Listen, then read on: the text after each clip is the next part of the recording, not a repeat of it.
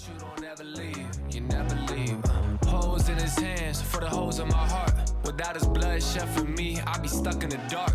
I'm just being who I'm made, I ain't playing no part. If you searching for fulfillment, he ain't far. What's temporary to eternal? Eternal. What's temporary to... Good morning, everyone. I'm Chad, and you're tuning in to another episode of the Because Faith and Fitness podcast. Like I've said many times, that this journey began when I felt like I hit a low point last year, and as I explained last episode, it got to thoughts that I never ever thought I would get to or ever experience, and something had to give. And I think 75 Hard was put in my path for my second round to raise me out of that hole that I had fallen and was only making deeper. And with that, this podcast came to life, and as a way of learning, an outlet, and something I've kind of become to enjoy, actually. Not necessarily just doing this part of it, but just the preparation and the thought, and it's a good reminder for me on all the things I want to learn and maintain. And so sometimes I might repeat lessons as I feel like I need to repeat them for myself, and other times it might just sound way off base. But anyway, if just one person can benefit from what I've said, then doing it in this platform is plenty worth it. So let's get into this week. As I've gone through,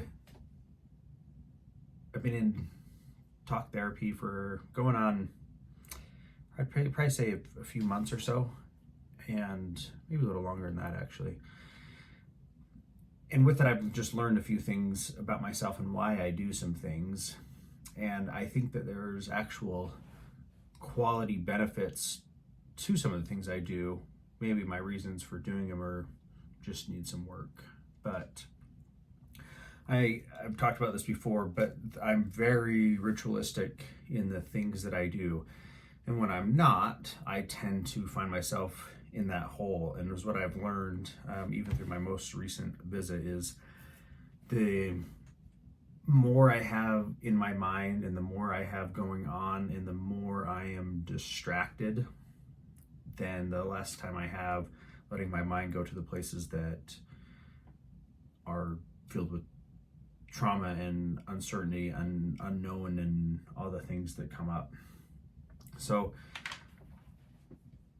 and it might sound unhealthy because I'm not, in the past I hadn't dealt with any of that stuff, but I've now learned how to start working with that stuff. But I've also learned through that process and some books that I read, and with, as I talk about often, Bedros Keuilian, or even Andy and Darren Hardy, and as I most recently read this week, one of Jim Collins' books. I'll come back to the name of it. I can't, not good to great, but Great by Choice is the book. And he talks about fanatic discipline, which I kind of take as rituals and things that are built in and just become part of you. So, and fanatic meaning like you see more that you believe in it. I think there's more than just discipline with that, for sure, as Jim Collins even describes in it. So anyway, that brought me to what I wanted to go over this week. And so I started like looking for something, as I have been doing, that biblically supported or talked about, or I could relate to in that sense with this process. And I came across 1 Corinthians 9, 24, 27. So I'm going to read it as quickly as I can here. Do you not know that in a race all the runners run, but only the one receives the prize? So run that you may obtain it. Every athlete exercises self-control in all things. they do it to receive a perishable wreath, but we an imperishable. So I do not run aimlessly. I do not box as one, beating the air. But I discipline my body and keep it under control, lest after preaching to others, I myself should be disqualified. And then I did what I do, and I dug into it. So Paul is writing to the city of Corinthians, and it's a huge part of fitness and participation in the Olympics. And so the Isthmian Games are performed every 2 years, so much more often. These games also not only just do all the physical and all the things that came with the Olympics, but they also incorporate music and poetry. So some non-physical things, but things that require fanatic discipline and rituals to obtain the skills and performance that's needed to compete in these games. All, like it said, for a perishable wreath, and for the Isthmian Games, it was actually made of wild celery. And then it was the Romans that incorporated the or pine wreath when it for the Olympics. So, and then he uses the word discipline in my version of the Bible. So I wanted to know if that's what it meant, and it actually translates more directly from Greek to like a punch square in the face, like a really good punch in boxing, which was also really big at the time. And he's pointing out like the intensity and focus that it takes to deliver that punch and what comes with it. So, but overall, he's talking about that need to be a fanatic discipline, but he is pointing out that they do that they are really good. This is a really big part of their community. And so it's taken very, very serious. Training is nonstop, something that happens every 2 years. And in preparation for the Olympics, is keeping that fanatic discipline and those rituals deep in. So a lot of these people it's just built in to who they are. And I'm sure that a lot of these children, even like these young ones, like they probably didn't even know any better. It is literally just part of their life. And the way Paul's saying it is he's urging Corinthians to apply this same level to their spiritual life. The city of Corinth was wealthy, and it was like a destination place, and so therefore a lot of things went, so to speak. They indulged in a lot of fun, which isn't necessarily bad, but the desire to also bring Christ into their lives, it just required creating some rituals and discipline to support that venture. So I just want to go over like what my morning ritual is as an idea. And now keep in mind, like, this is not perfected. There's things that I feel like I'm missing out on, but it's like I said, for myself, I needed this because if not, like I said, like my mind just ends up going. And when I'm in these routines, like at least that's that few hours in the morning where I'm just like in my rhythm and I'm going and I'm going and I'm going, and there's not a whole lot of time for anything else. And it turns out that I actually have just become more physically and spiritually healthy actually doing it. So my reasons for doing it, yes, it's me avoiding something else that I'm working on, but the concept is not just me. The concept is what you will find a lot of very successful people and what you see athletes and other people do. If relying strictly on motivation and or just normal discipline to get things done, it'll eventually fail you. You'll have days where it won't happen. And so you have to get to a place where it's like, where things that you know you need to do or know you want to be really good at or do, it just has to become second nature to you. And that's where the ritual comes in. So my day begins at 4:29 a.m. I have a rule that I'm out of bed by 4:31. So in that 2-minute gap, I have my morning drink that I drink that sits right next to my bed for some hydration and some energy in the morning. Not like a pre-workout. I'm not a big fan of that, but and then by 4:31, I'm up and out of bed, hit the bathroom. I comb through my beard, I brush my teeth, I put my gym clothes on, I grab my water bottle, I turn off the lights, and I head down and out the garage. Virtually the same thing every single morning. Get to the gym, do my thing. I leave the gym, I come home, I put coffee on, I play with the dog for a few minutes, and then he ends up just hanging out with me anyway. But I then sit down and I read and or write for roughly the next 30 minutes. This is where I have a little bit of a leeway. Depending on the day, Wednesdays is late start day in the morning, so I have a little bit more time to put in a little bit more. But I try to read. If I'm not in the mood to read, I know I'm not going to pay attention, I write. So I write a lot. And then at 7 a.m. on all but Wednesdays, I am done. I'm upstairs getting ready. I make my bed, and with this came from, I'm sure everybody's seen it, that speech that Navy admiral gives at a graduation for the academy, I think is where he's doing it at.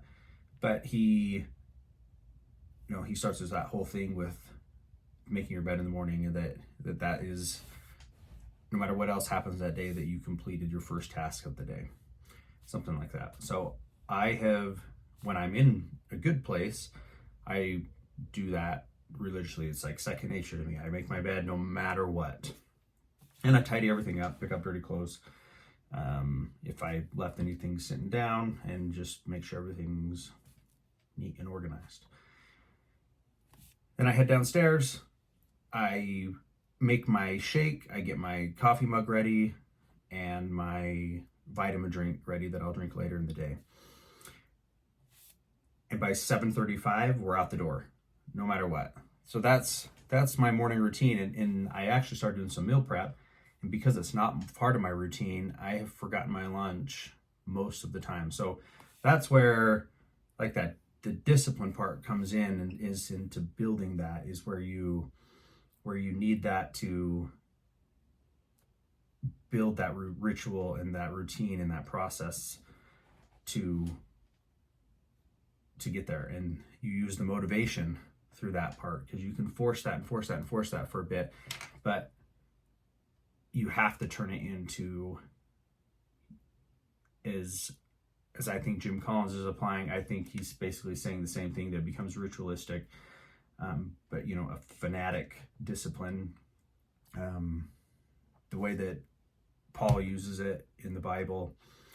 And Bedros, he uses the word rituals, and he's pretty much does the same thing. He wakes up and drinks, like, no matter what, the second he wakes up, it's like 30 ounces.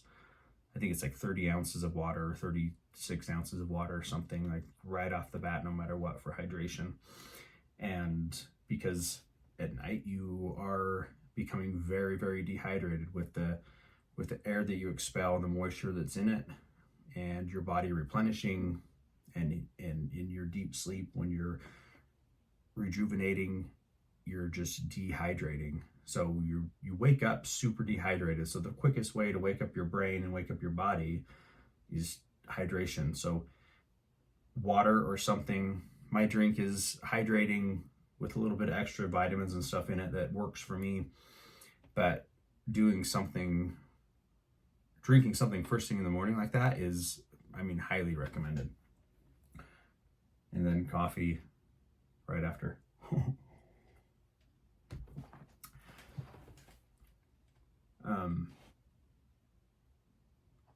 But And then I've been wanting to add other things to it. I actually go back to school next week, so that's going to have to modify my things. So that's going to require motivation and discipline to incorporate that into my rituals. And building these routines it's a super gradual process. It takes like months. This isn't going to happen overnight. So if you try for a few days and you just can't get it, like that's where that motivation is required. And you get that motivation by you set goals. Like you set your 30, your 60, 90, 180 day, 1 year goal. I wouldn't go any further than that for any of this, and you are motivated by those goals, and you use that motivation and whatever discipline you do have to start creating healthy habits, to create rituals. Let these things become second nature. So if you're tired of like the way you look or the way you feel, there's fixes for it.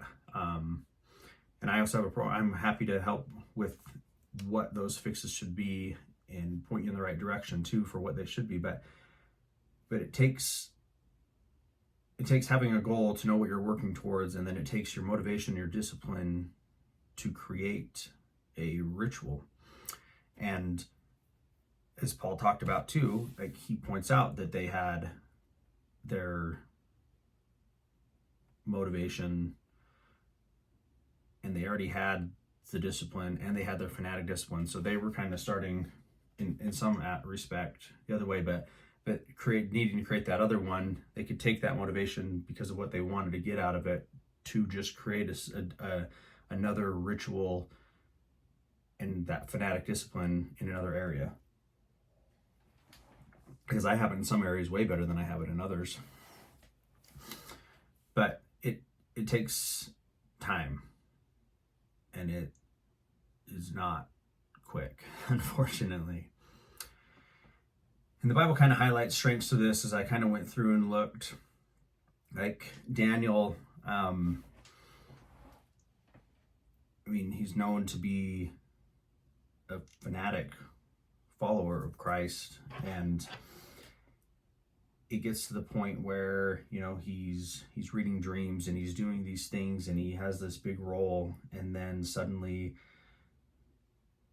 the jealousy and deciding that he's putting more faith and worship into God instead of where it should be according to the people, and so he ends up in prison.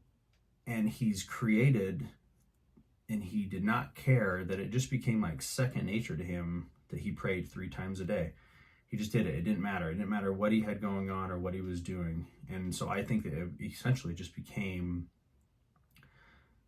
second nature to him in that. And with that too, so I've spent time in Djibouti, which is a largely Muslim country, and so I've been in some place where they have their call to prayer that several times a day, and when you're with people, like it's literally just second nature that the second that call starts, that's just what happens. Like nobody's complaining, nobody's whining, nobody feels like they're being put out. Like it's literally just second nature that sound, music, and rug, set up, pray. Like it's like a really good example of a ritual and something that becomes second nature. And that's, if you can get that same thing for your health and fitness, that it makes you virtually unstoppable. You just get to the point where it's just what it does. So like when I wake up in the morning, like when I first started doing that 4:30 thing, I'll tell you what, like I was destroyed. It took a long time where I was even able to get to the point where I could actually get through enough pages of reading to even understand what it was, because I was just so exhausted by the time I still got home from the gym. And now by 4:30, my drive to the gym was questionable sometimes. And it's only like a 4 or 5 minute drive. And now like I'm awake. I've talked about before, like my boys will come with me to the gym in the morning, and I don't know if they're open to it, but like I'm ready to like have a conversation and like see how they are, and I'm just good to go. And more they've gotten to the point where there's some dialogue that takes place at 4:30 in the morning, but it takes a lot of time and effort. But the benefits, like I've said, are just there. And if you don't want to take it from a biblical standpoint, like scientifically, routines and rituals are proven to be beneficial. They reduce anxiety, which is what I use it for, improve mental health, which is also what I use it for, and they boost physical health. Successful figures like Steve Jobs and Oprah Winfrey attribute part of their success to strict routines. Studies in various journals support these findings, emphasizing the health benefits of consistent routines, higher job satisfaction, and reduced stress. Like there's literally nothing bad about it, short of letting it overtake too much time, which I've also faltered in, but we talked about that a while ago, like making sure you're prioritizing, your health and fitness and spirituality or spiritual study and everything and your family. So your family has to be part of that, but it's the same thing. Like you just make that become part of your ritual. You don't have to feel put out to do it. And I've been to the spot a lot of time where like that's where I'm at. Like I'm not ready to do things, and it's for sure affected plenty of relationships. But and again, the reason for this message too is for me to learn from it. So anyway, as we move forward, let's focus on building rituals that support our well-being. Remember, it's about choosing to do it over and over and over and over and over until it just becomes second nature, and you realize you didn't even have to make the choice, that it just literally happened. Again, my wake-up time, the first part of my ritual, literally just happens. It doesn't matter if I slept 3 hours or 5 hours or 6 or 8 hours. Like I'm up and I'm ready to go, and I can get all the way through my routine before I even realize like, oh, I don't think I slept very good last night. I'm in the process of trying to create that for my evenings a little bit more strictly, and also for some of the things that I want to do at work, but it just takes a lot of time, and that's where that discipline and motivation have to come in. And you can't have the motivation if you have to be working towards something to be motivated to achieve, but it can happen. So find out what it is, build on it, write it down, make a vision board with those goals on it, and get started. And you can build healthy habits that'll significantly alter your life. Anyway, thanks for joining today. Now, if you found value in this message, please share, subscribe, and like. Remember, each small action we take helps build significant change in our lives. So I'm Chad. This is our journey of faith, discipline, and resilience. Stay strong and keep building on those rituals. God, I ask that anybody who is needing to hear this message might stumble across it. And Lord, just for those that are attempting to create good, strong, healthy rituals, Lord, just remind them that they have the strength and they have you in their corner. And Lord, I pray that you could just continue giving me strength and guidance. And I say these things in Jesus' name, amen. All right, get out, get fit, create a habit, good habits. You don't ever leave, you never leave. Holes in his hands for the holes in my heart. Without his blood shed for me, I'd be stuck in the dark. I'm just being who I'm made, I ain't playing no part. If you searching for fulfillment, he ain't far. What's temporary to eternal? Eternal. What's temporary?